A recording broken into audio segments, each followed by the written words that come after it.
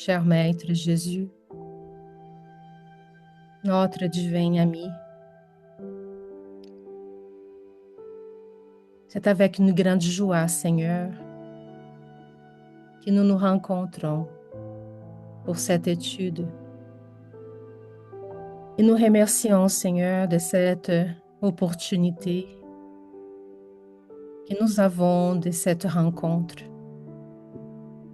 Nous recevons, Seigneur, dans ces moments d'étude, de réflexion, de prière, nos amis les plus chers, ces amis qui viennent à nous de la spiritualité, en nous apportant de la paix, de la sérénité. Ils amènent à nous, Seigneur, la lumière, et nous vous demandons, Maître, que cette lumière puisse nous envelopper, en nous apportant de la sérénité, de la joie. Aide-nous, Seigneur, à profiter de ces moments de réflexion, car ces enseignements sont porteurs de joie, de conscience.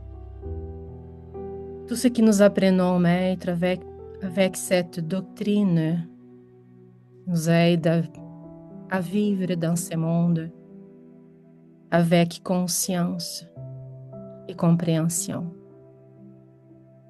Comment, Seigneur, comprendre la douleur, comprendre les souffrances, les difficultés, sans jamais penser à la réincarnation.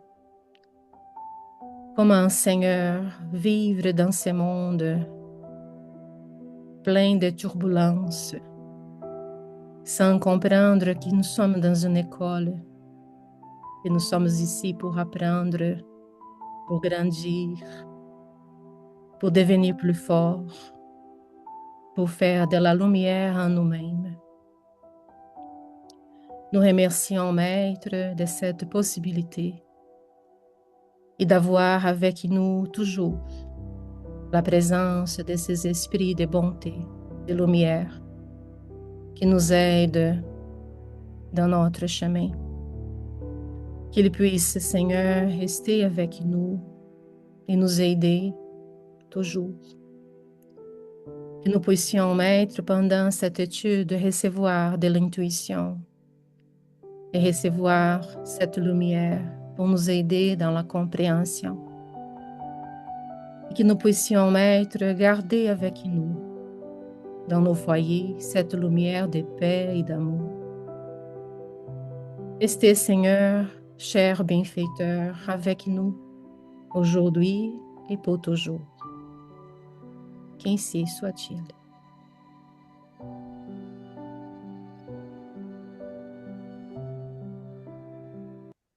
C'est John. Bonjour, chers amis. Merci beaucoup de votre présence. Nous avons aujourd'hui les textes qu'on a appelés les champs d'épreuve. Christophe, est-ce que tu peux lire les questions dans le livre des esprits, s'il vous plaît? Oui. Donc, thème d'aujourd'hui, champ d'épreuve. Question 167. Quel est le but de la réincarnation? Réponse, expiation, amélioration progressive de l'humanité. Sans cela, où serait la justice? Question 168.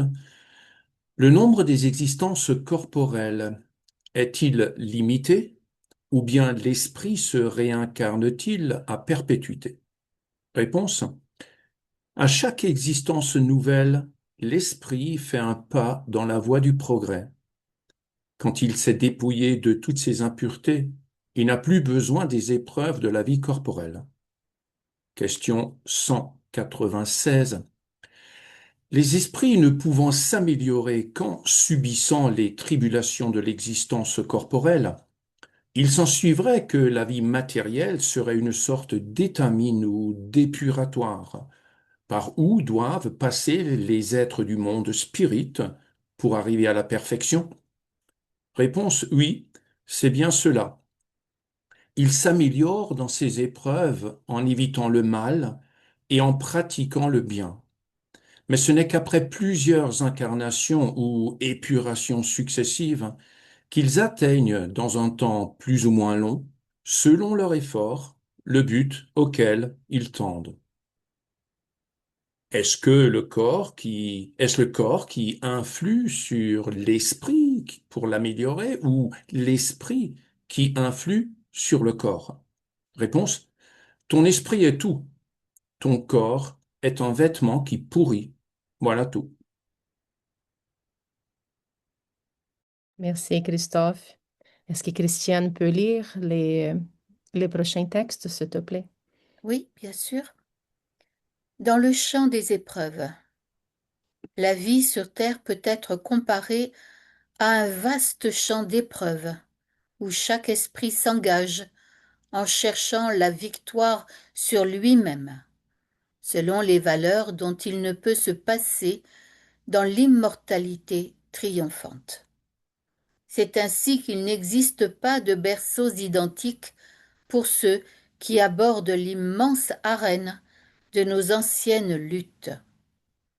Chaque cœur reçoit la précieuse opportunité de l'expérience dans le lieu et le climat correspondant à ses justes nécessités. Sachant désormais que nous emportons dans l'au-delà les passions déréglées et les penchants indésirables auxquels nous nous sommes attachés durant notre séjour dans le corps physique, il faut se souvenir que nous renaissons toujours dans le paysage et la situation où nous pouvons obtenir la bénédiction de notre rachat ou de notre guérison. Ainsi, l'alcoolique reparaîtra auprès de parents dipsomanes afin de souffrir à nouveau la proximité du vice et de s'en libérer. Le criminel renaîtra dans l'environnement où il a fauté, pour dominer les pensées coupables qui flagellent son esprit. Le suicidé retournera dans un véhicule dense, avec les mêmes problèmes dans lesquels il s'est enlisé dans les ténèbres de l'âme, reprenant à nouveau la leçon de la souffrance, pour en tirer force et dépassement. Le malfaiteur renaîtra dans les lieux où les ombres se réfugient, afin de comprendre la grandeur de la lumière et de s'y consacrer. Presque toujours, par la porte d'entrée dans la sphère des créatures humaines, il est possible d'identifier la nature de nos dettes et de reconnaître notre position devant la loi, à l'exception des grands missionnaires dont le patrimoine de vertu, d'amour, de compréhension et de sagesse transcende le cadre de toutes les influences terrestres. Observe dans quelle sorte d'épreuve et dans quelle ligne sociale tu te situes, en cherchant à exercer l'humilité et le bien, le courage et le service là où tu te trouves, car aujourd'hui ou demain, la vie t'enseignera que nul ne reçoit un corps de chair pour échouer, mais bien pour travailler et apprendre dignement, s'élevant avec le temps vers des niveaux plus élevés de la vie éternelle. Emmanuel, livre Le Semeur des temps nouveaux, psychographié par Francisco Candido Xavier. Auteur Emmanuel, éditeur GEEM, 1989, première édition. Merci beaucoup, Christiane. Merci beaucoup, Christophe. Merci, Giovanna.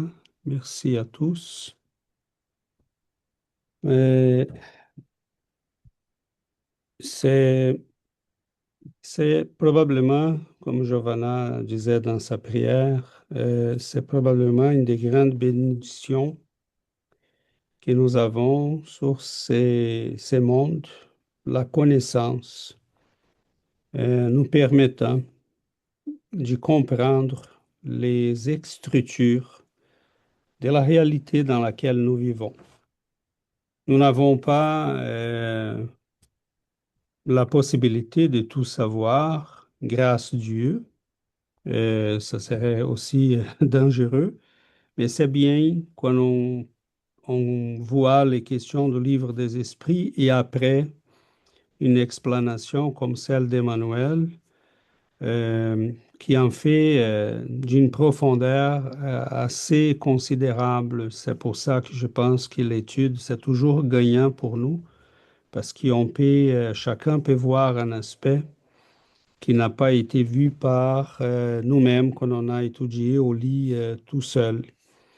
Donc, c'est un texte assez, sont deux textes, celui du livre des esprits, c'est connu, mais c'est nécessaire un petit peu de passer par là parce qu'on voit qu'il il va dire oui, c'est bien cela, il s'améliore dans ses épreuves, hein, mais on va naître et renaître comme si on était dans un système d'épuration et des...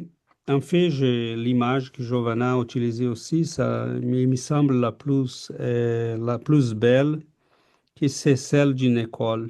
On est dans une école. Euh, Rendu à un certain niveau de conscience, on est comme que on s'est dit, mais quand même, j'ai déjà beaucoup appris. On a un niveau de conscience comparativement à d'autres sur cette planète qui est déjà assez quand même éclairée. C'est vrai, mais on se compare à ceux qui sont très en arrière.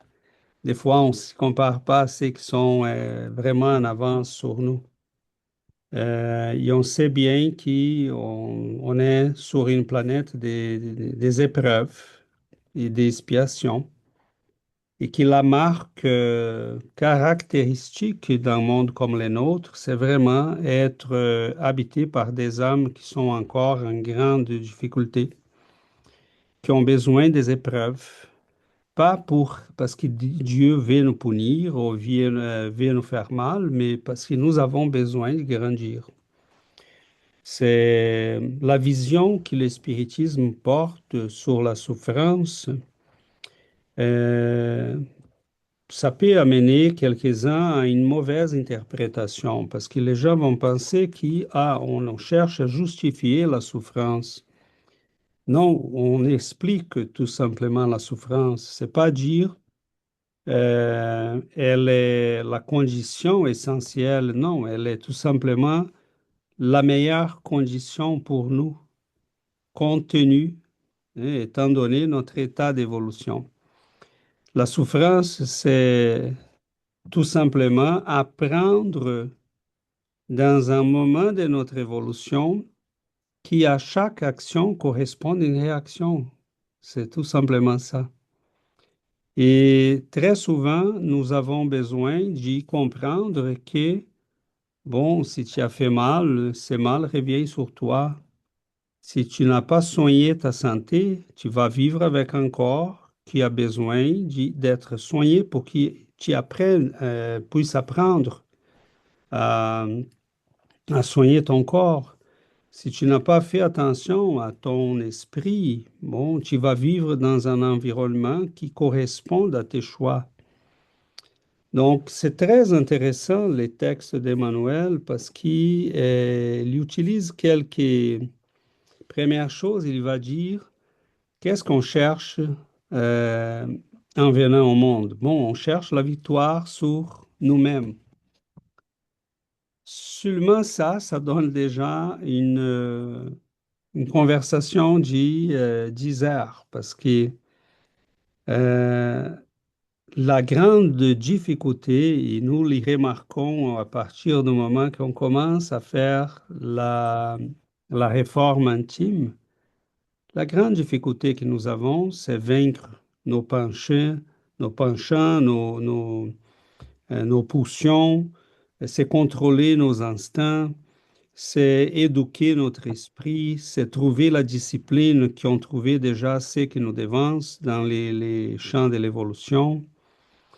Donc, les aspects de notre personnalité qui nous limitent dans l'évolution actuelle, c'est exactement ce que nous avons sémé sur nous-mêmes dans notre passé. Euh, et nous regardons ces processus des fois comme étant difficiles, mais en fait, chaque incarnation, comme dit Emmanuel dans d'autres textes, chaque incarnation, c'est comme un jour. Donc, Dans l'éternité. dans l'éternité, c'est comme un jour. Donc, j'ai déjà rappelé ici un film que les gars ont pris dans la répétition. Il y renaît, il se réveille chaque jour dans la même journée. Et au moment qu'on compare ça à la réincarnation, on voit qu'il a surmonté cette journée. Parce que là, à un moment donné, il est désespéré, il se suicide, il y rentre, il fait des bêtises, il est révolté. euh, et à un moment donné, il dit, mais bon, tant qu'être ici, je vais faire les choses comme il faut. Donc là, il essaye de sauver la vie à quelqu'un, il y aide les madames, il va secourir les gens, il va apprendre les pianos, il apprend la musique, la poésie. Et au moment qu'il dépasse, que cette prison-là est surmontée, c'est la journée dont il a vécu la journée parfaite. Et j'ai dit, mon Dieu, c'est ça la réincarnation. C'est tout simplement ça. Et c'est vivre la journée parfaite un jour, c'est vivre dans l'amour, dans la charité, et à ce moment-là, la douleur, mais ça serait tout simplement la condition d'un monde inférieur. Euh, Est-ce que Jésus, quand on a marché sur terre, au Bouddha, euh, ils ont senti ils avaient faim? Oui, c'est la nature du corps qui nous habitons. Est-ce qu'ils ont été fatigués des marches? Oui, ils étaient fatigués. Est-ce qu'ils ont eu besoin de se reposer? Oui. Hein, dans les évangiles, il y a plusieurs moments que Jésus a dit, mais je me retire, j'ai besoin de prier, d'être en paix et me ressourcer. Et c'est la simple condition, ils avaient la souffrance normale d'un monde qui est inférieur. Mais ils n'avaient pas besoin de la souffrance comme une épreuve, comme une expiation. Donc, je m'arrête là pour ne pas faire plus long que ça, mais c'est très beau parce j'ai souligné quelques mots-clés dans les textes. Et c'est très intéressant parce qu'un dernier mot pour dire, les gens se sentent très injustifiés des fois parce qu'ils s'y comparent aux autres. Mais Emmanuel, dans ces textes, il nous dit, regarde ta voie d'entrée dans le monde. Elle en parle beaucoup sur tes besoins de croissance, sur tes besoins de correction. Et c'est impressionnant parce que quand on commence à regarder ça, on dit, mais mon Dieu, c'est... Parce que je ne sais pas, vous autres sont probablement rendus là aussi. Des fois, à partir d'un certain âge, quand on regarde l'ensemble de notre vie, on dit, mais il y a bien du sens là. Je ne le voyais pas. Ma vie, c'est comme un dessin, mais même mes erreurs, si on a appris de tout ça, c'est comme si on voyait un dessin. C'est comme si on disait, il y avait comme un sens caché. Je le vois. Donc, on s'est dit, mais je suis né exactement où j'avais besoin d'être né. J'étais avec la famille dont j'avais besoin. J'ai eu les amis qui étaient les plus gagnants pour mon apprentissage. J'ai dit pas parfait, hein. C'est pas comme si c'était tout doré. Non, non, c'est exactement l'effet que des fois c'est trouble, difficile, mais c'est ce qu'on avait besoin. Donc, voilà, je m'arrête là, mais c'est vraiment merveilleux parce que même qu'on n'ait pas les connaissances précises de tous les détails qui nous ont amenés sur Terre, sont qui les gens qui sont avec nous, pourquoi ils sont avec nous, pourquoi on rencontre certains types de personnes, mais peu importe, la vie a un mécanisme de justice et d'amour qui est toujours en fonctionnement. Hein, donc, au fur et à mesure qu'on apprend, et ça devient plus facile à gérer tout ça. Il y a à en profiter aussi pour notre croissance, pour aider les autres. Donc, voilà, je m'arrête là pour vous ouvrir la possibilité de nous enrichir aussi avec d'autres perceptions. Donc, la parole est à vous, Christophe. Donc, merci beaucoup César pour tout cela. Euh, Première question, le film dont tu parlais, te rappelles-tu du titre du film? C'est Les jours de la c'est Je vais chercher en marmotte. français, mais les c'est Groundhog Day. C'est la marmotte. La marmotte. Les jours de la marmotte. C'est les jours de la marmotte, mais en portugais, en anglais, c'est des Groundhog Day. Un Mais jour sans fin. Ah, attendez. Vous m'entendez? C'était un jour sans fin, je crois, un en jour sans français. fin, probablement, Voilà, c'est ça ça. m'est revenu. Ah, c'est Ah, merveilleux, ce film-là. Il est drôle, c'est avec Bill Murray. ok. Merci beaucoup. Donc, première question. Ensuite, chers amis, je me suis permis de partager ce texte avec une personne qui n'est pas spirit. Et je me permets de préciser cela et d'en parler parce que elle avait deux questions pertinentes d'après moi. Et comme nous enregistrons, je ne sais pas si peut-être l'une ou l'autre personne qui pourrait nous écouter pourrait se poser la même question. Donc, ayant terminé cette lecture-là, elle me dit, eh bien, c'est quelque part euh, super injuste ce que tu viens de me lire. Et donc, je pose la question, pourquoi? Et elle me dit, je trouve injuste, on est catapulté ici sur ce monde et on n'a pas de notice d'emploi. Ça veut dire, on arrive ici, mais en fait, on arrive ici, on ne sait rien, et en fait, il faut crapahuter pour s'en sortir, mais on ne sait même pas de comment procéder et de pourquoi on est là. Donc, on est lâché ici, et après, quand on revient dans l'autre monde, tu me dis que, eh bien, tu es soumis à ta propre vie, et on te dit, ben voilà, hein, ça c'était pas bien, et ça c'était pas bien. Bon, donc nous savons, nous ne sommes pas jugés, mais quelque part, cette personne trouve que c'est injuste de se retrouver sur ce monde sans au moins avoir l'indication de pourquoi nous sommes là, que nous avons choisi des épreuves et que, eh bien, nous sommes amenés à les vivre et pas à les jouer, donc aller au-delà de ce qui jusqu'à présent était bloquant pour nous et ainsi de suite. Donc, on nous donne même pas ceci avec donc, tout le monde sur ce monde et aussi à l'école. On devrait au moins savoir cela. Donc, c'est injuste. Donc, d'une part.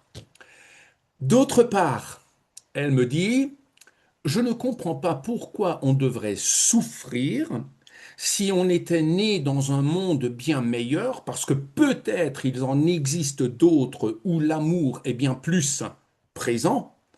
On pourrait mieux copier là-bas et nous améliorer là-bas. Pourquoi devrons-nous souffrir pour nous, soi-disant, améliorer? Si nous avions de meilleurs exemples autour de nous, parce que c'est un monde plus aimant, par exemple, plus bienveillant, par exemple, euh, nous n'aurions pas à renaître ou d'en naître dans un milieu, par exemple, où il y a des malfrats, et en même temps, il faut essayer de s'en sortir, quoi. Si nous avions d'exemples de gens bienveillants, on pourrait apprendre tout aussi bien à partir de là. Quelque part, eh bien, c'est tout ça, c'est injuste. Donc, je suis resté sur ça et je me suis dit peut-être qu'une autre façon d'aborder peut-être nos études, c'est peut-être de partager quelque chose d'une personne qui suit pas nos études et qui n'a pas forcément notre vision, mais qui est quand même se pose des questions et qui est révolté par rapport à ce qui se passe dans ce monde et, et qui quelque part est intéressé à cela parce que ben voilà, elle ne rejette pas forcément, mais au prime abord, elle trouve tout ça injuste à cause de ces deux choses-là, quoi. Voilà. Alors, je me suis dit, ben, je me permets de lancer ça peut-être. Et comme nous sommes en groupe et que peut-être l'une ou l'autre personne pourrait nous écouter plus tard, eh ben, elle saura que ben, nous ne sommes pas seulement ici en tant que gens compréhensifs et que nous parlons à partir d'un niveau qui pour nous semble ben, tout à fait logique, et qui peut-être est trop décalé aussi avec d'autres personnes qui abordent ce sujet-là et qui peuvent se poser cette question. Voilà. Donc voilà, une autre entrée. Merci beaucoup. Merci, chers amis. Merci, merci énormément, Christophe. On va y revenir tantôt. C'est très, très, oui, très pertinent. J'adore ça parce que on s'habitue à notre niveau de conversation, à nos langages, à notre manière d'y approcher les sujets.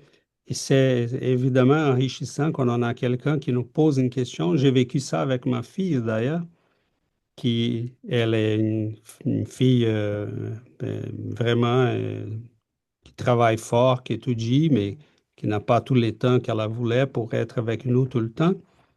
Et des fois, dans les conversations que nous avons chez nous, elle a un point de vue est le point de vue de ses amis, du monde dans lequel elle vit, mais dit, mais papa, comme ça, comment ça, comment je peux expliquer ça, comment vous voyez ça?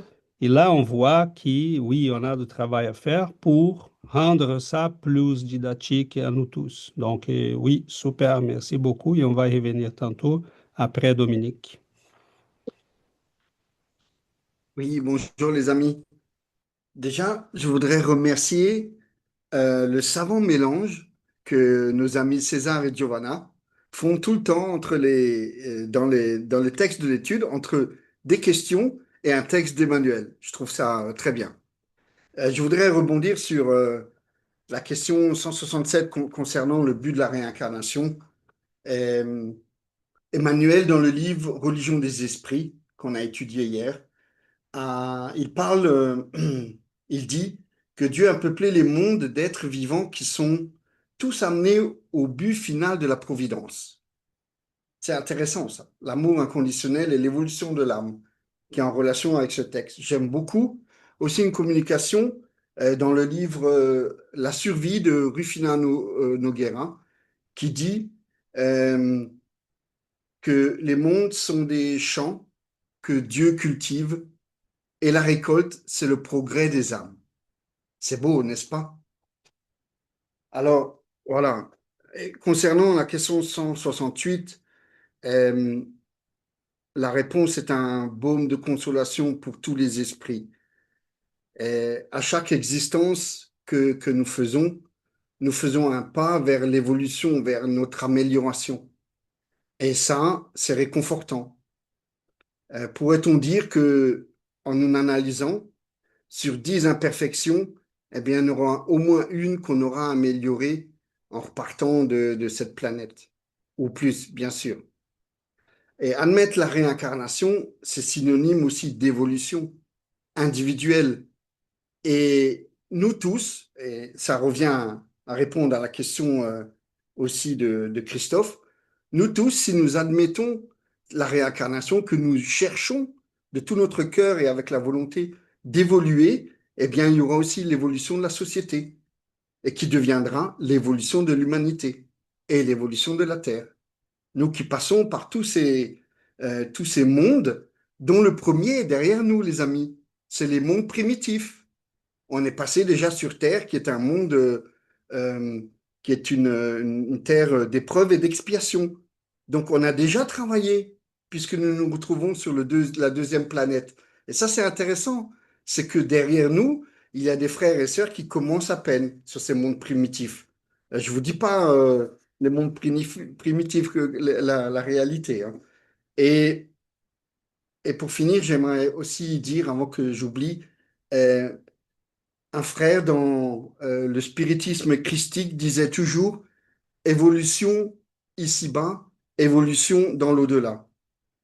Ici, je suis pauvre. Et selon le travail que je fais sur mes imperfections, je serai riche dans le monde des esprits. C'est ce qu'il faut nous dire Et une fois qu'on est sur cette voie-là, eh bien, on ne peut que avancer, on ne peut que chercher cette progression qui nous amènera vers les mondes régénérateurs, les mondes heureux, etc. Mais ça nécessite du travail. Alors, si vous permettez, je voudrais rebondir sur l'ami de Christophe. C'est intéressant. Christophe devrait l'inviter si elle a le temps de venir samedi après-midi parmi nous. Elle pourrait poser toutes les questions, ça serait super. Merci beaucoup. Eh bien, peut-être pourquoi pas, mais en tout cas, ben, le premier pas est peut-être fait. Mais la réponse que tu m'as donnée, c'est une réponse pour moi. Mais ce n'est sûrement pas une réponse qui pourra être en accord avec la personne qui pose cette question. Oui, Attention, fais la différence, Dominique, parce que comme dit, nous avons une cette certaine vision spirit. connaissance, une certaine habitude de l'étude, mais pour cette personne, ce n'est pas une question pertinente, une réponse pertinente. Je suis désolé. Oui, oui, Parce que tu pars déjà de certains prérequis lorsque tu me donnes cette réponse. Pour elle, il n'y a pas ces prérequis. Elle oui, se dit oui, bien sûr. simplement, je suis parachuté ici parce que, attention, elle ne part pas du principe qu'elle a choisi forcément ces souffrances-là, hein. Elle est parachutée ici. Et, et au moins, la moindre des choses serait, je suis désolé, chers amis, on l'aborde un peu autrement, mais vraiment, je pense qu'il est important aussi de peut-être de changer un peu ou de vraiment être très proche aussi de ceux qui sont pas forcément comme nous, hein, plongés dans ces études-là depuis longtemps. Oui, Donc, elle dit, OK, je suis parachuté ici et au moins on pourrait me donner une notice d'emploi. On pourrait au moins me dire, voilà, tu es ici, mais en fait, tu vois, ça, c'est une école pour toi, et en fin de compte, tu as choisi peut-être telle ou telle chose. Et le but de cela, ce serait de passer ces épreuves-là avec plus d'amour, plus de compassion, de t'améliorer, de te purifier, et ainsi de suite. Nous qui sommes déjà dans cette étude-là, nous nous disons, OK, d'accord, je comprends tout cela, je peux être en accord avec cela. Mais le premier abord de cette personne, c'est qu'il y a une injustice. Si tout le monde savait au moins cela, la chance que nous nous améliorerions tous dès le départ, puisque en fait la notice d'emploi, elle est donnée dès le départ pour tout le monde, eh bien, la chance serait plus grande. Et aussi, elle se dit, pourquoi suis-je là pour souffrir, même si j'ai fait quelque chose, mais si j'avais de meilleurs exemples autour de moi, j'aurais éventuellement plus de facilité à copier sur les autres, au lieu de devoir renaître, par exemple, dans un milieu où ils sont en train de s'entretuer. Je l'ai fait dans d'autres vies aussi, mais là, je ne vois que ça. Comment veux-tu que je m'en sorte avec cela? Comment veux-tu que j'arrive à avoir assez de conscience pour, ayant né dans ce contexte, ayant des parents, par exemple, allez, on est dans un gang, eh bien, ils vivent là-bas, eh bien, ils sont en train de s'entretuer. On m'apprend en tant que petit enfant que, en fait, c'est la voie. Et puis donc, nous, en tant que gang X, on a quelque chose contre le gang Y, parce que le gang Y, il a tué nos parents ou je ne sais trop quoi. Donc, il faut les tuer aussi. On apprend ça, on grandit avec ça. Ils sont tous tatoués, ils sont tous avec leurs armes du matin au soir. Et ensuite, il faut que je m'en sorte. Donc, ainsi de suite. Donc, voilà. Donc, c'est sa vision primaire de la chose. Je peux la comprendre, je peux l'accepter. Mais quelle est ou quelles sont les réponses pertinentes pour cet état d'esprit qui n'est pas un état d'esprit exceptionnel, d'après moi. Pour nous, ça ne rentre pas dans notre... Mais je veux bien, ce n'est pas exceptionnel. Comment réponds-tu à cette personne? Tu peux lui dire, bon, tiens, je te donne ce livre, t'as qu'à le lire. Ok, bien sûr, ça pourrait être une voie, mais ce n'est pas forcément la clé qui ouvre euh, le livre. Elle ne va pas l'ouvrir pour autant. Euh, pour l'instant, elle voit cette injustice. Et elle veut une réponse pertinente sur cette injustice, sur ce qu'elle regarde comme étant être une injustice, et que je peux comprendre. Voilà. Correct, c'est Merci, correct. chers amis. Je suis Merci désolé, hein. beaucoup, Dominique, et merci, Christophe. Christiane, je vais te mettre en attente parce que on va commencer à traiter la question avant que cela, qu'on commence à parler sans direction. Euh, c'est tout à fait légitime la question. Et je pense qu'il s'y mettre, comme Christophe a bien souligné, je pense qu'il s'y mettre dans la peau de la personne mettons, j'ai eu des amis, des connaissances en fait. Je me rappelle un garçon qui disait, une fois il est allé dans un de nos études de jeunesse spirit, Dans une, hein, dans une de nos études. dans une de nos études, et il nous avait dit, oh mon Dieu, mais c'est comme si vous aimiez la souffrance. Vous faites la louange de la souffrance. Et initialement, j'ai réagi, mais j'ai dit, mais vraiment, si quelqu'un arrive ici, il nous entend parler des sujets qu'on parlait là, à ces moments-là, et je dirais, il aurait bien raison de penser ça. Donc, c'est bien normal. Mais mettons les bases pour que nous puissions parler d'une manière bienveillante.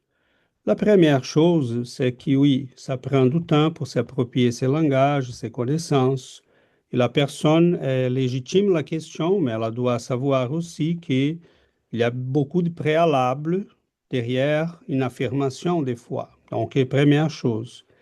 Deuxième, moi, je me sentis déjà comme elle se sent parce que je disais, mon Dieu, ça serait bien facile si on le savait apparemment.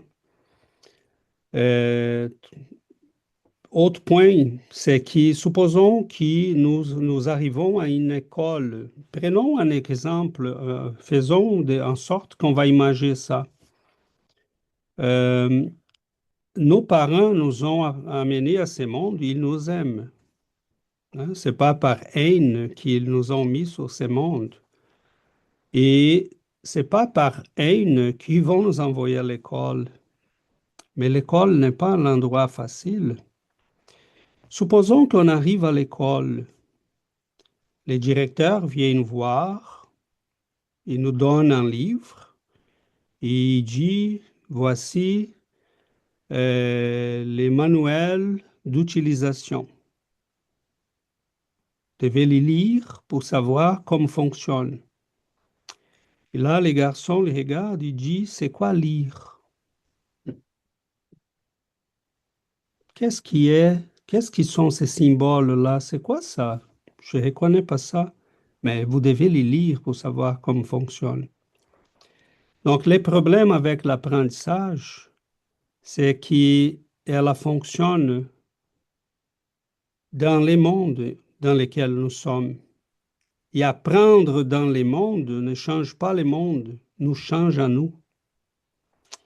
Donc, je dois maîtriser les connaissances au fur et à mesure que je suis dans ces mondes. Je ne peux pas avoir une note d'utilisation de comment fonctionne parce que je n'ai pas les moyens de savoir encore ça. Ça serait, à quoi ça servirait si quelqu'un me disait tout au début de ma jeunesse, César, fais attention à ça, fais attention à ça. J'ai pas les vécu encore pour faire attention à tout ça. Les gens, des fois, sont bienveillants à notre égard. Donc, les problèmes avec l'apprentissage, c'est que concrètement, on n'a pas de choix. Apprendre, c'est comme ça. Tu envoies ton fils à l'école, ta fille à l'école, ils vont vivre des expériences, ils vont apprendre que certaines personnes sont dangereuses, ils vont apprendre qu'il y a des endroits qu'il faut éviter, ils vont apprendre qu'il y a des enseignants qui sont plus bienveillants que d'autres. Mais comment il va accumuler des expériences, il s'approprier le monde, il développer ses potentialités euh, si on ne les laisse pas vivre et apprendre.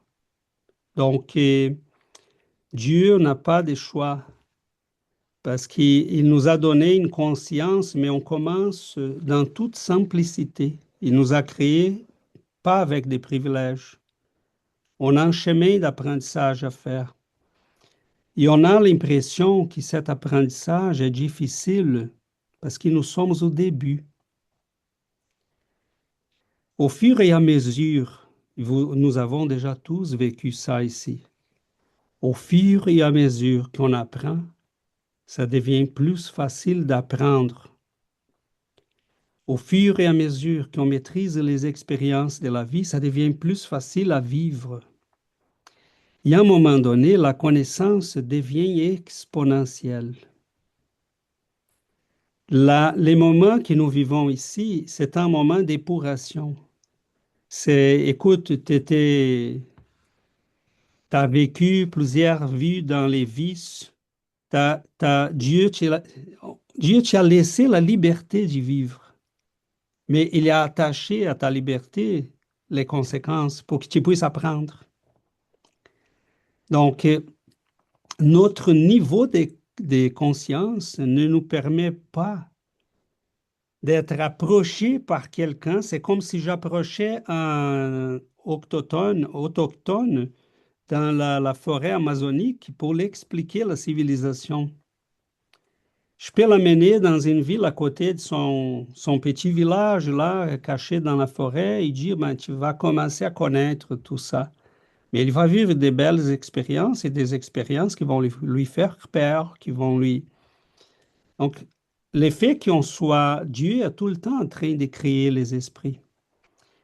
Et on a des gens qui sont très au début de l'apprentissage et d'autres qui sont très avancés. Et il nous permet de vivre tous ensemble parce qu'ils ceux qui savent davantage vont nous apprendre.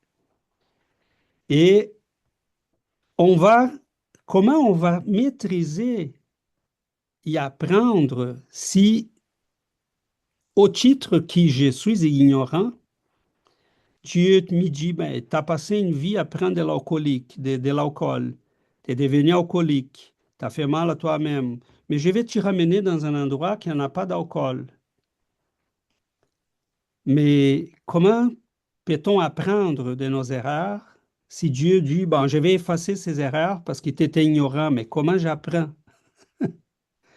Donc, c'est là que la souffrance n'est pas, son but, c'est pas punir, c'est éduquer. Donc, OK, je me suis fait mal, je reviens sur ce monde avec des problèmes dans mon foie. Parce qu'il bon, il faut vivre avec l'expérience, les conséquences des expériences que j'ai vécues. Donc, c'est tout à fait légitime qu'on puisse s'y trouver un peu injustifié parce qu'on dit, ah, ce serait tellement facile.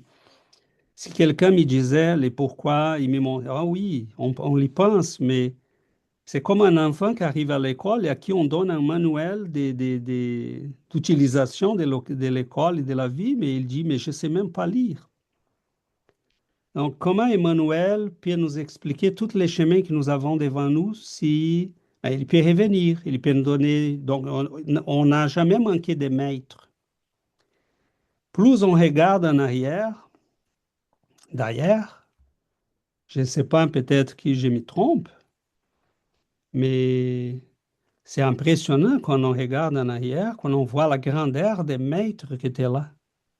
Hein, quand on voit un Socrate, un Platon, un Confucius, un Zoroastre, un Bouddha, un Christ, un Moïse, tous ces gens-là, on dit, mon Dieu, la humanité n'a jamais manqué de maîtres. Et ils ont influencé la civilisation dans tous les endroits qu'ils ont vécu. Il y a des gens qui sont en train de vivre sous les codes de Moïse jusqu'à aujourd'hui.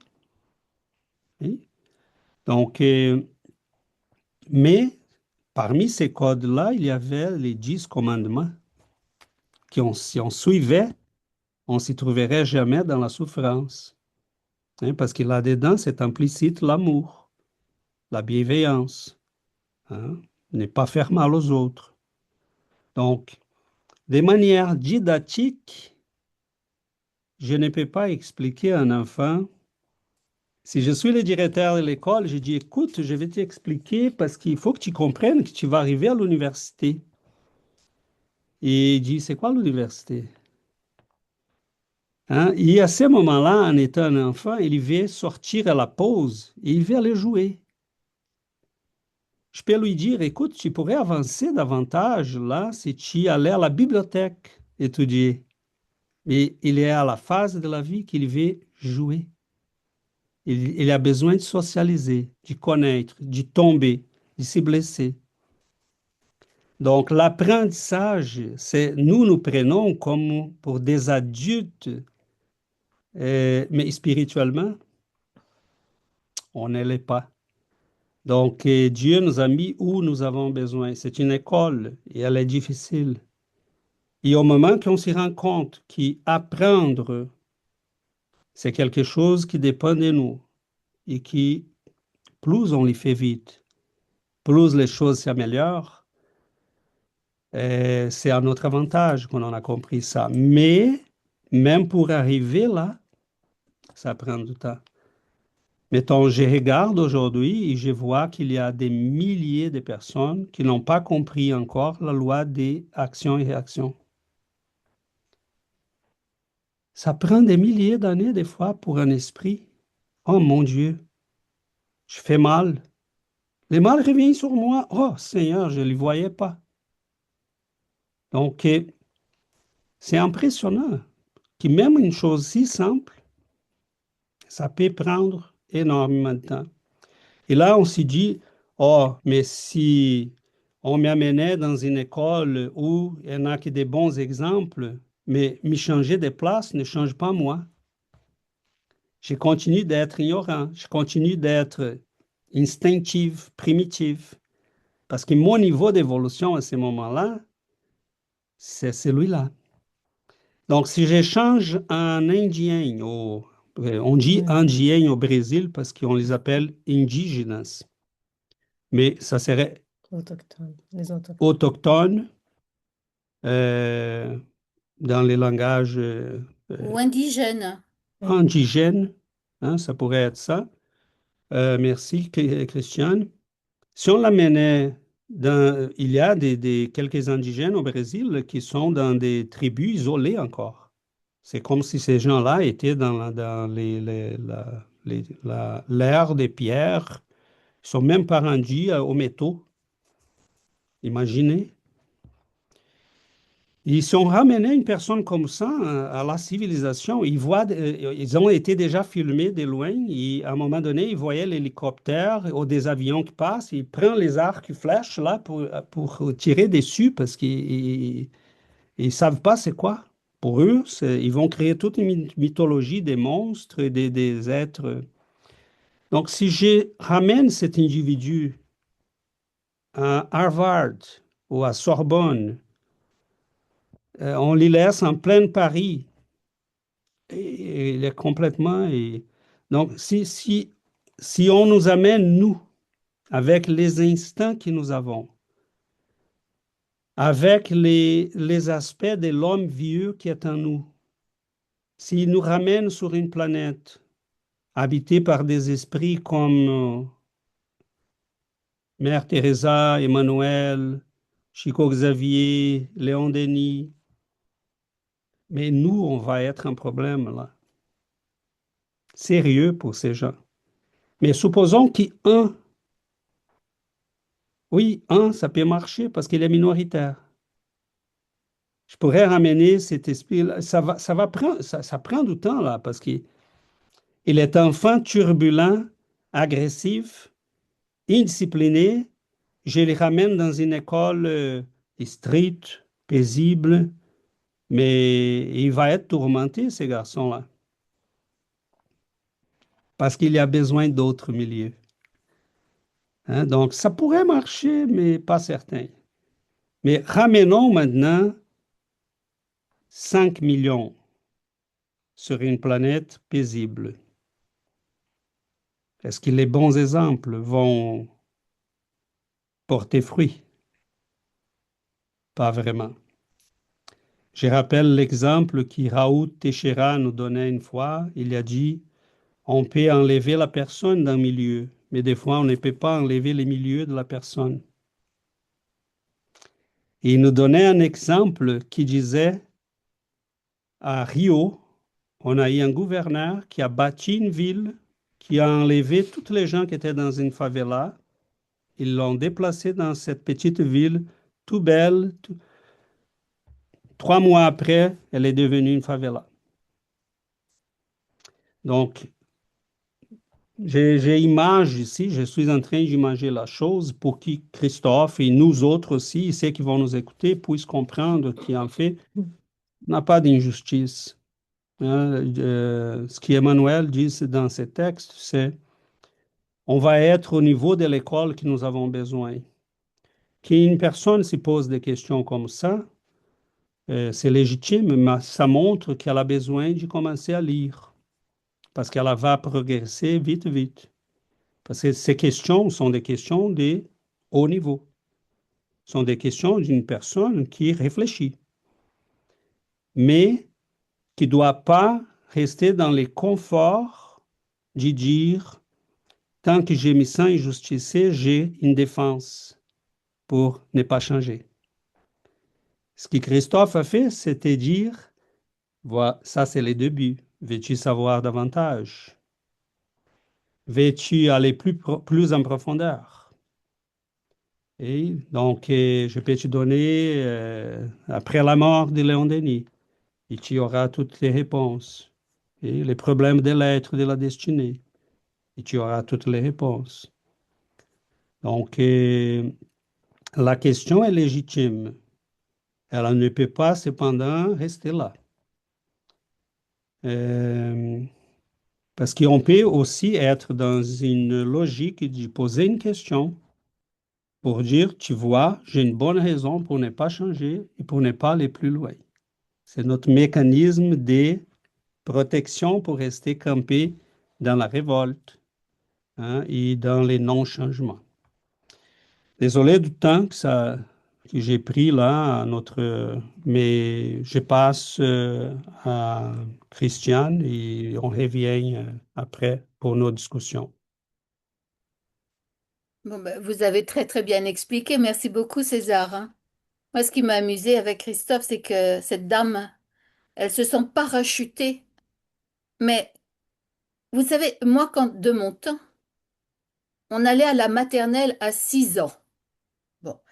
Donc moi, j'étais comme une petite fille avec ma grand-mère, mes tantes, ma maman, dans un monde un peu comme dans notre famille céleste, n'est-ce pas? On est tout aimé, adoré, tout ça. Bon, c'était bien. Puis un jour, il faut aller à l'école. Ah, bah là, on n'est pas rachuté à l'école. À 6 ans, à la maternelle. On trouve des gens qu'on connaît pas. Il y a des gens gentils, il y en a qui sont méchants, il y a des garçons qui vous bousculent, il y a des filles qui sont, je ne sais pas quoi, des maîtresses, des mamans, mais qu'on connaît pas. On est complètement perdu, parachuté. Bah oui. Mais là, il va falloir se frayer son chemin. À l'école, on va commencer à apprendre à trouver des petits camarades avec qui on est plus à des ressentis un peu plus. Les garçons, on va les laisser un peu loin parce qu'ils bousculent les filles. Et puis les maîtresses aussi, on va trouver qu'il y en a qui sont mieux que d'autres à notre point de vue, bien entendu. Et enfin, je vous raconte juste une anecdote. Moi, ma première année, quand je suis arrivée dans cette école-là, moi, j'avais repéré une maîtresse qui me plaisait. Et alors, au début, comme ils appelaient les enfants par leur nom, et bien sûr, c'est pas la maîtresse que je voulais qui a appelé mon nom. Donc moi, j'ai fait comme si j'entendais rien. Et puis à la fin, il restait plus que moi dans le préau. Et alors, il y a quand même quelques maîtresses qui viennent et qui me disent, mais alors, bah, je dis, moi, mon nom, c'est Christiane Triquet.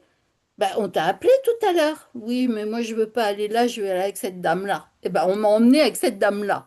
Comme quoi, déjà, vous voyez, on arrive à plein de choses. Donc cette dame, même parachutée, elle peut choisir les gens avec qui elle veut aller. Elle n'est pas obligée d'aller avec ceux qui ne lui conviennent pas, parce qu'ils sont trop turbulents. Elle peut aller avec des gens gentils, comme nous, par exemple, qui l'accueilleront avec tellement de plaisir. On partagera tout notre savoir avec elle de tout notre cœur. Voilà, bon, c'était juste comme ça. Ah oui, et puis autre chose aussi. Notre Père céleste, il nous a donné la liberté.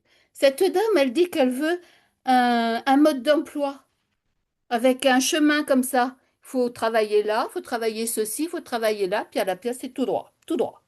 Non, Dieu, il nous a donné la liberté, le libre arbitre pour vivre, pour expérimenter, pour apprendre, pour comprendre tout ce que César vient de nous expliquer très bien. Voilà. Merci beaucoup, madame. J'espère que vous viendrez vite nous rejoindre. On vous attend avec impatience. Merci beaucoup, Christiane. Giovanna Bon, va parler. Christophe, je te donne la parole aussi. N'oublions pas hein, Christophe pose la question au nom de quelqu'un, mais lui, il est très au courant de tout ça. Donc, mais merci Christophe immensement parce que ça, vraiment, ça nous fait de belles discussions. Christophe, après donc, Giovanna. merci beaucoup à tous. Donc, en fait, j'ai pas dit qu'il s'agissait d'une dame, hein. J'ai dit qu'il Ah, s'agissait d'une personne, en fait, hein. ok, Voilà. ok. Donc, c'est pas une dame, hein. Ok, D'accord. parfait. Mais merci beaucoup pour toutes ces réponses-là. Euh, je ne sais pas si ça la satisfait, mais en tout cas, ben voilà, s'il y a plus de questions, je vais essayer d'y répondre à ma manière avec ce que moi, il me semble être juste et bien. Et en même temps, je comprends, comme dit, toutes ces questions-là aussi. Je comprends cela et nous la comprenons. Euh, Quand nous parlons d'école, je l'entends déjà maintenant qu'elle me dit, ben justement, ça marche comme ça, mais ça pourrait marcher autrement. Donc voilà. Il y a en fait pas forcément cette notion de devoir se parfaire au travers de la souffrance sans notice d'emploi dès le départ. Il n'y a pas cette façon de voir. Et donc, il y a plutôt la façon de voir si seulement l'autochtone, par exemple, ou toute personne à son niveau, savait au moins, OK, en fait, tu es là, à cet endroit, parce que ben, c'est le meilleur endroit pour toi, mais ton but étant ici est cela et cela.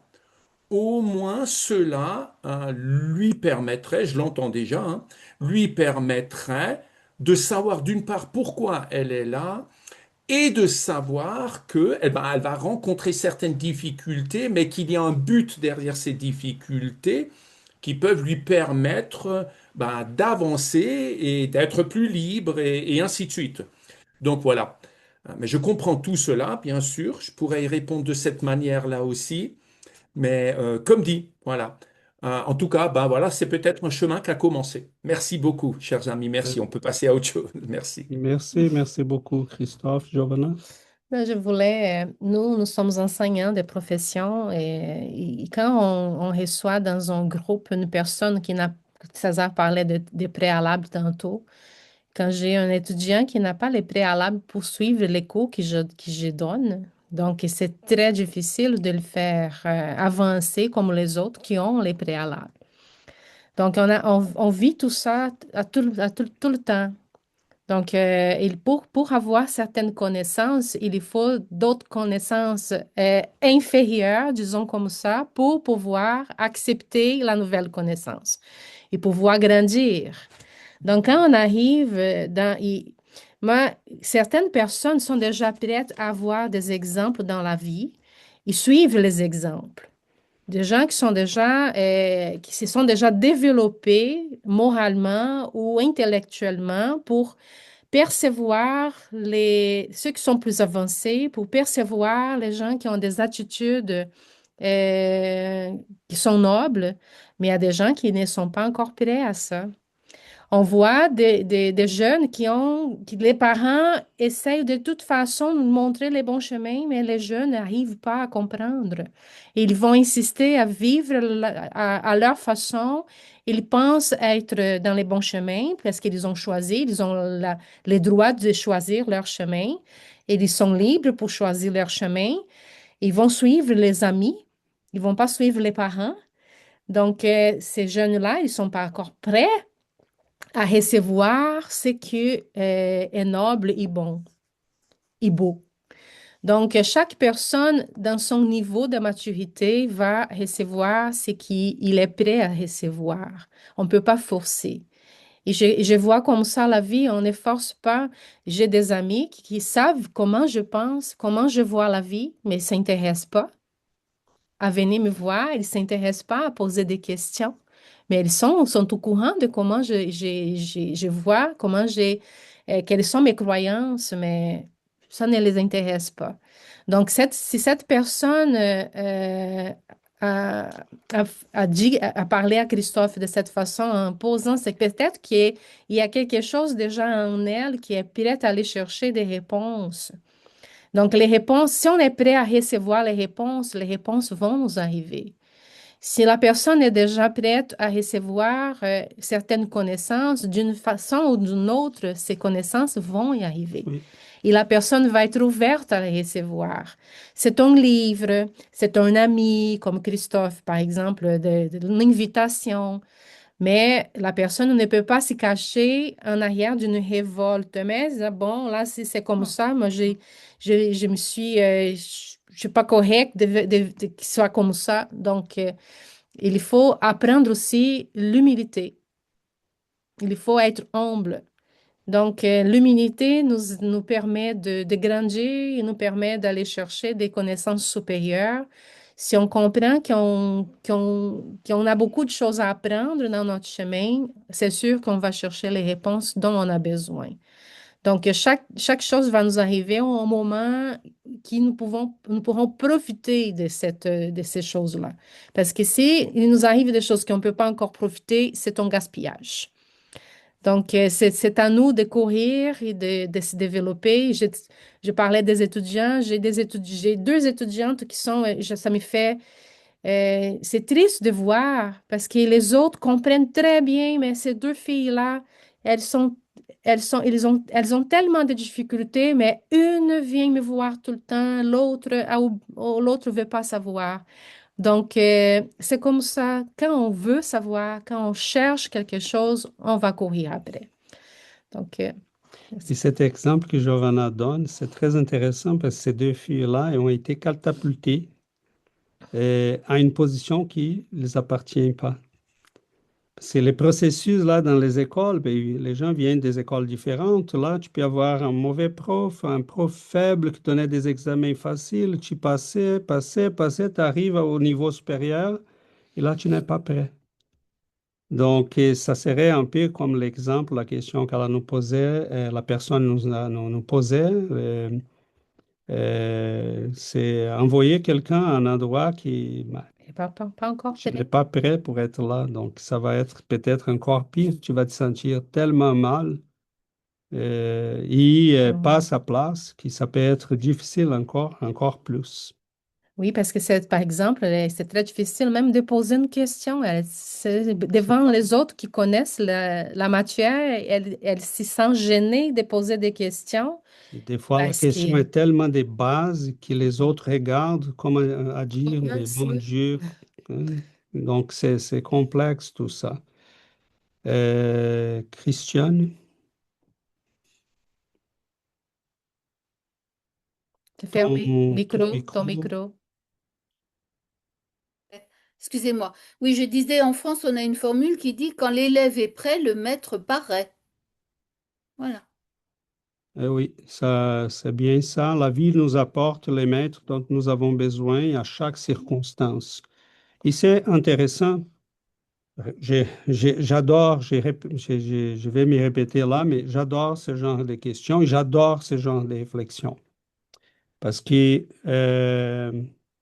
des fois, on est toujours dans les conforts de notre manière de penser, dans notre langage. Et j'adore quand il y a des questions qui nous obligent même à euh, organiser la pensée pour les autres aussi, en considérant les difficultés des gens qui ne connaissent pas tout ça. Et c'est merveilleux qu'on puisse le faire. Donc, essayons d'être didactiques.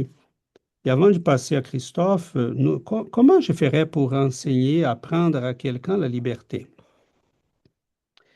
Je le mets dans une classe, je les discipline, je dis ce qu'il doit faire, je dis combien de livres il va lire sur la liberté, je lui fais passer des examens sur la liberté ou je les laisse libres.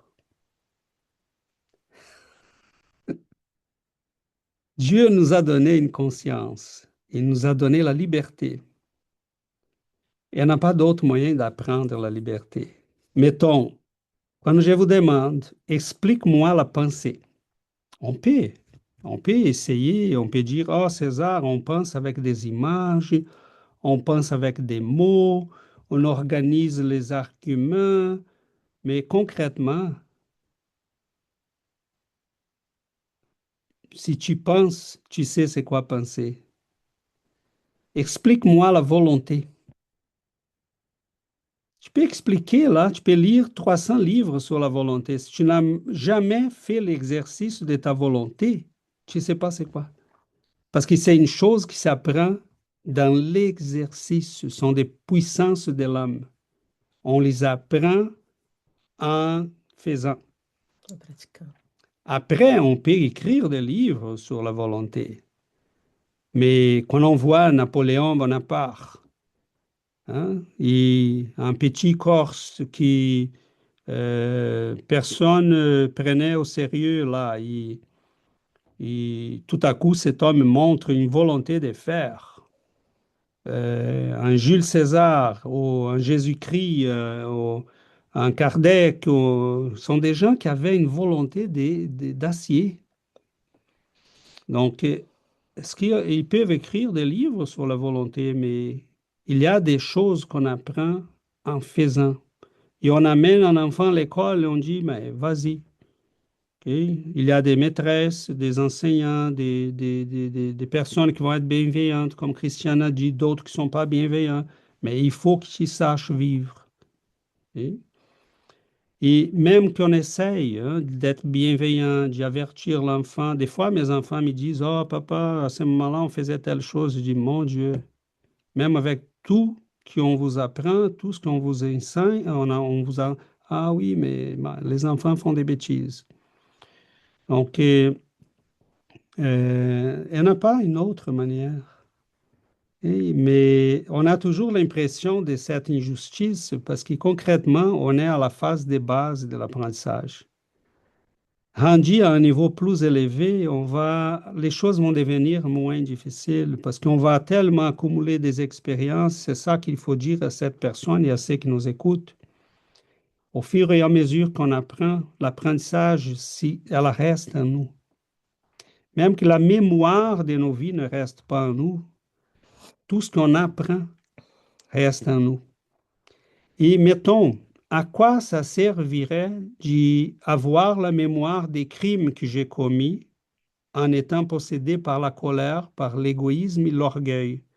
Ce que la vie veut de moi, c'est que j'apprenne à surmonter l'orgueil, la colère, l'égoïsme. Et elle me ramène au théâtre de mes actions, avec les conséquences, avec les personnes, pour dire, essaye à nouveau. Mais je te donne encore la bénédiction de ne pas s'y rappeler, parce que cela va te troubler à tel point. Hein, comment peut-on vivre avec un frère qui on sait qu'on a assassiné dans une autre vie? Mais il nous met avec ces frères-là pour dire, essaye maintenant dans la condition des frères, nés de la même maman, de l'aimer, ou de vivre ensemble, au moins sans se détester. Donc la vie nous ramène toujours au théâtre, jusqu'au point qui, et dans ce théâtre, on est toujours libre d'improviser. C'est pas écrit pour nous. C'est ça la merveille, c'est la liberté. Et cette liberté va être utilisée pour notre malheur tant qu'on n'a pas appris. Ah, mais ça serait plus facile. Non, ça serait pas plus facile. Si tout le monde avait conscience de ce qu'on était et ce qu'on avait fait, on serait dans un monde de fous. Mes amis, un trauma vécu dans la jeunesse ou dans la petite enfance peut marquer toute une vie. Et des fois, c'est pas un grand trauma. Hein. J'ai eu des connaissances là qui la fille s'est réveillée en pleine nuit avec une coquerelle sur son drap là qui se promenait sur elle. Elle a été traumatisée toute sa vie pour ça. Hein, on parlait les mots coquerelle et elle a paniqué. OK? Donc, ça, c'est une coquerelle barate euh, dans une vie. Mais imaginons un crime, un suicide, un mort. Imaginons une personne qui a tué plusieurs. Hein? Imagine retrouver ton criminel, ton assassin devant toi. Donc la vie nous ramène au théâtre jusqu'à ce qu'on se dise, mais je suis fatigué de cette histoire. Je vais écrire une nouvelle. Donc combien de fois devons-nous revenir sur ce théâtre jusqu'à ce qu'on se dise, C'est assez. c'est assez. Je vais une autre histoire. Parce que sommes nous qui écrivons cette histoire. C'est ça la particularité. Christophe? Voilà, donc très court. Je voulais juste vous remercier tous pour votre ouverture d'esprit et je trouve que voilà, ouais, c'est très instructif aussi, hein, ce genre de questions. Moi, je me rappelle, j'accueille tellement de personnes chez moi aussi et en thérapie, j'ai appris tellement de toutes ces personnes qui sont venues me voir. C'était extrêmement enrichissant. Je suis très reconnaissant de cela. Et, euh, et Einstein disait, si vous n'êtes pas capable d'expliquer à celui qui n'a aucune notion, vous ne l'avez pas tout à fait compris vous-même non plus. Dans ce sens-là, je pense qu'il a raison aussi. Alors, on a beau planer quelque part, face à des questions critiques, je pense que nous avons tous à apprendre. Donc, merci beaucoup à tous pour cette ouverture d'esprit. Merci. Voilà. C'est beaucoup, Christophe, tout à fait. Giovanni? Et je voulais juste glisser un mot pour tous ceux celles qui vont nous écouter plus tard peut-être. Donc, la réincarnation, c'est notre thème d'aujourd'hui. Je pense que c'est une clé. C'est une clé qu'on a pour comprendre beaucoup de choses. Hier, un bienfaiteur, dans notre réunion médiumnique, il est venu, il a dit, il a parlé d'une image qui nous a beaucoup marqué parce qu'il disait que nous sommes tous dans une prison. Nous sommes renfermés, mais on a la clé, et la clé, c'est la connaissance. Et on peut ouvrir seulement de l'intérieur notre prison, avec la porte pour sortir de cette prison. Donc, la connaissance est la clé qui va nous libérer de la prison où nous nous trouvons. Donc, ça dépend de nous. C'est à nous d'aller chercher la clé qui va nous faire, va ouvrir la porte. Donc, les bienfaiteurs disaient, cherchez la vérité. Comment on dit en français? Busca a verdade, a verdade. Cherchez la vérité et la vérité vous fera libre. Donc, Libérez-vous. la liberté est avec nous là. Si nous cherchons la liberté, la clé avec les connaissances, on va pouvoir ouvrir la porte. Et la connaissance que le spiritisme nous permet d'avoir, la réincarnation, c'est comme une pièce clé dans un grand casse-tête. Parce que si on veut comprendre certaines choses, on ne peut pas expliquer sans l'idée de la réincarnation. Impossible. Impossible d'expliquer la vie sans la réincarnation. Impossible d'expliquer la justice divine sans la réincarnation. Pourquoi, si Dieu est justice et amour, pourquoi autant de diversité? Pourquoi autant de douleurs? Pourquoi autant de gens qui sont heureux et des gens qui sont malheureux? Comment expliquer la justice divine sans la réincarnation? Donc, ce sont les problèmes des êtres, les problèmes de la douleur, les problèmes de la destinée, donc, dont parle Léon Denis dans son livre, Les problèmes de l'être, de la douleur et de la destinée. Donc, la réincarnation, c'est une pièce. euh, Si on a cette pièce-là, beaucoup de choses s'expliquent. Comme Allan Kardec a mis dans son tombeau, et c'est naître, mourir, renaître, encore et progresser sans cesse. Telle est la loi. Donc, c'est la loi de la justice, de l'amour, de la bonté. Et quand on comprend ça, personne va nous faire oublier ça, parce que ça, c'est la compréhension clé pour qu'on sorte de la prison, pour qu'on ouvre la porte et on va chercher d'autres choses, d'autres connaissances, parce que là, si on sait qu'on est immortel, qu'on a une vie devant nous, l'immortalité devant nous et que nous sommes dans une école pour apprendre, on veut sortir de cette école de base. Moi, je veux sortir de cette école de base, je veux avancer. Je veux être capable de plus, je veux être capable d'apprendre plus. Donc, parce qu'à un moment donné, on s'est dit, donc c'est assez. J'ai déjà vécu dans cette maternelle, c'est déjà beaucoup de temps.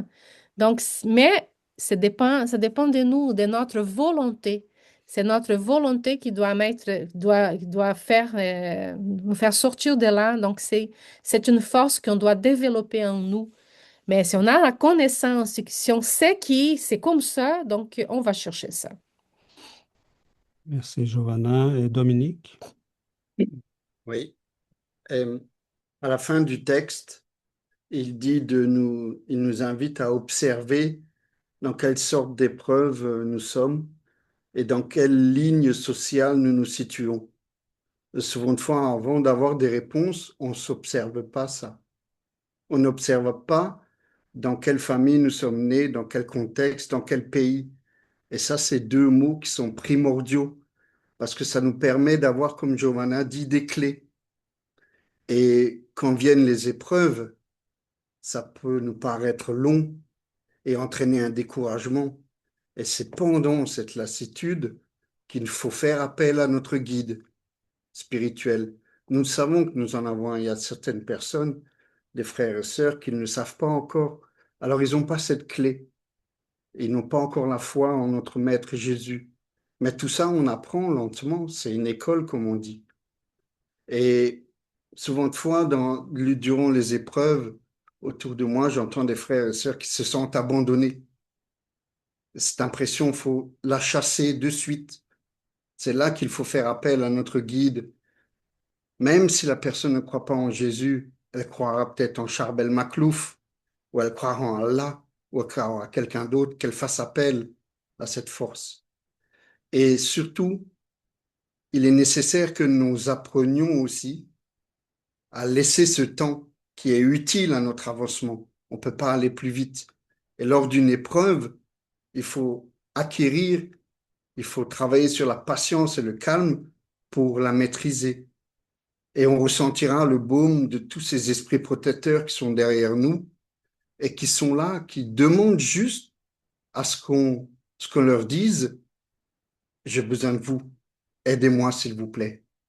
Juste ceci, restez courageux dans l'effort pour qu'on reçoive ces réponses. Mais si la personne se laisse aller de suite au découragement, elle ne laisse pas le temps de travailler pour avoir ces réponses. Et la fin de ce texte, elle est magnifique. Voilà, je voulais juste rebondir là-dessus. Merci. Merci beaucoup. Merci, Dominique. On s'approche de la fin bientôt et euh, en ayant la connaissance de tout ça, il faut dire aux gens qui nous écoutent, cela n'enlève pas nos inquiétudes. Hein. Le fait que je sais que l'école est difficile, ça ne rend pas l'école moins difficile. Ça fait tout simplement que je me prépare un peu mieux. Mais un des aspects de la réincarnation qui m'a toujours tourmenté, euh, c'est c'est ce que Chico disait et que je le ressentais là avant de savoir même que Chico disait ça. Après, je l'ai appris, j'ai dit, oh mon Dieu, que je comprends bien pourquoi il en parle. C'est le fait que, écoute, c'est... Est-ce que vous avez pensé déjà à un voyage de 9 mois? Un voyage dans un train, 9 mois, sans regarder dehors, sans sortir du wagon. C'est ça, être dans la bédaine d'une maman OK? On a un voyage de 9 mois pour arriver à ce monde. On oublie qui on est, on oublie tout. Et j'ai me révolté contre ça. C'est pour ça que je comprends très bien là, la personne qui pose cette question. Moi, même en connaissant la réincarnation, j'ai trouvé ça très difficile. Parce que je disais, mon Dieu, au moins, si j'avais la même question qu'elle, je disais, si je savais, mais là, je suis né dans une famille très difficile, avec des gens qui, avec le temps, j'ai compris, sont des gens qui, moi, j'ai amenés là. Sont des gens qui, dans le passé, ont servi à mes caprices, qui sont tourmentés aujourd'hui et qui me tourmentaient des fois par leur insouciance. Ils ne sont pas mauvais, c'est ma famille, je les aime. Mais sont insouciants de la spiritualité, de la vie. Mais moi, je les amenais là, parce que je m'y servais d'eux dans le passé. Et ils servaient à mes caprices. À ce moment-là, tout était bien. Mais je suis rené là, avec eux. Et si moi, je me rappelais, et eux s'y rappelaient, ça serait impossible d'y rester ensemble, d'y trouver des liens d'amitié. Donc, la vie, c'est un processus immense d'apprentissage. Chico disait, j'ai pas peur de la mort, j'ai peur de revenir. Parce que l'enfance, c'est une maladie de l'âme. Regarde les mots qu'il utilise. L'enfance, c'est une maladie de l'âme, c'est une phase de danger pour l'esprit. Est-ce que François d'Assise n'était pas évolué, mais il s'y croyait un chevalier? Il est parti à la guerre. Combien Saint-Augustin, est-ce qu'il n'était pas évolué? Mais c'est clair qu'il était déjà évolué. Quelqu'un qui avait beaucoup en lui. Mais il y a eu une vie de débauche avant de s'y convertir. Ça veut dire que cette période, elle est très difficile pour l'homme. Mais elle va être de plus en plus surmontée avec notre évolution. Parce qu'il n'y en a pas d'autre moyen. Au point que tu vas être un enfant de 12 ans comme Jésus, tu vas parler au docteur au temple de Jérusalem, et ils vont dire, mais d'où vient cet enfant-là qui nous parle comme un savant? Parce qu'il l'était déjà. Mais il a dû passer par les 9 mois de voyage. Il a dû passer par l'enfance. Hein, c'est certain qu'il est tombé, qu'il s'était blessé. Sa maman a dû lui secourir. Parce que c'est ça la condition de notre planète. Mais supposons qu'on dépasse ça, qu'on arrive à un niveau d'évolution. Pourquoi moralement ça serait différent d'intellectuellement? Je m'explique. Un enfant de 5 ans qui fait des mathématiques avancées, d'où vient ça? C'est un acquis. Mais moralement, pourquoi ça serait différent? Parce que je vois là des enfants sur Internet qui disent, maman, tu ne peux pas se fâcher comme ça ne fait pas bien. Vous devez être plus calme. C'est pas comme ça qu'on règle les choses. Et tu dis, mon Dieu, d'où sort ça? Et donc, moralement, à un moment donné, on va renaître même à 5 ans. On va dire, oh, oh, oh, je sais ce qui est bon, ce qui n'est pas bon. Mais ça prend du temps pour arriver là. Et Giovanna, des fois, elle me disait, aujourd'hui, elle ne le dit plus, mais quelques années auparavant, elle disait, César, mais si Dieu est Dieu, il devrait faire un monde mieux, meilleur. Je dis, Giovanna, on a le monde parfait. C'est celui-là qu'on a besoin. Et ce serait plus facile s'il faisait les gens plus capables d'apprendre plus vite. Il l'avait, mais on n'a pas découvert encore que ça vient à nous. Tout est une découverte, c'est ça la chose. Et tout est un processus. Mais ça semble tellement difficile aujourd'hui parce que nous sommes au début. Quand tu demandes à quelqu'un qui est rendu là au niveau d'Einstein, il dit, mais non, la physique, c'est tellement facile. Il dit, non, non, c'est pas facile. Oui, mais pour lui, c'est facile. Il a, pour aujourd'hui, il n'apprend plus à la même vitesse qu'il apprenait au début. Il apprend de manière exponentielle. On lui donne un mot et il fait un livre parce qu'il a déjà acquis. Oui. Donc, voilà, on arrive à la fin. Juste pour terminer, Emmanuel a une phrase qui dit beaucoup, il dit, les morts sont dans la chair. Les morts sont dans le monde. Et nous, en étudiant, nous sommes en train de nous réveiller. Et Paul de Tarse dit, euh, réveille-toi, toi qui dors, et te relève d'entre les morts. Et le Christ t'éclairera. Donc, on est en train de se réveiller de ce sommeil profond avec les connaissances spirituelles. Et plus on connaît, plus on va connaître. Les connaissances augmentent. Comme César disait tantôt, à un moment donné, ça va être exponentiel. Donc, réveillons-nous, essayons de réveiller les autres qui dorment à nos côtés et proches de nous, parce que les gens, la plupart, sont en train de dormir profondément sans comprendre le vrai sens de la vie. Et nous sommes bénis d'être ici et d'avoir et de pouvoir étudier ces connaissances spirituelles, parce que vivre dans ce monde sans ces connaissances, c'est terrible. Donc, partageons, invitons les gens à venir étudier et ça va nous faire plaisir d'accueillir des autres frères et sœurs. Merci beaucoup tout le monde. On va finir notre séance d'études en nous invitant tous à la prière.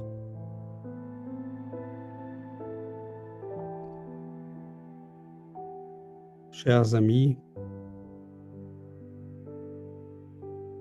prenons quelques instants pour remercier à l'amour, à la lumière,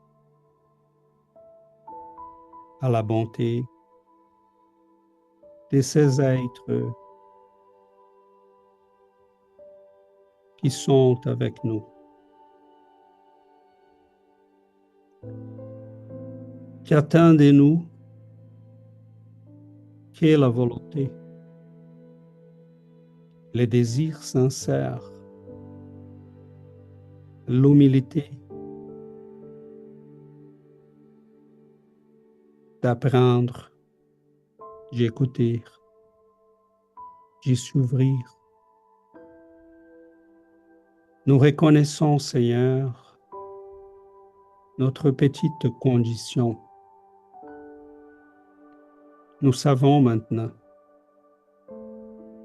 que nous sommes des élèves tout au début de notre apprentissage. Mais ce n'est pas grave. Nous comprenons déjà c'est quoi l'école. Nous reconnaissons les vrais maîtres.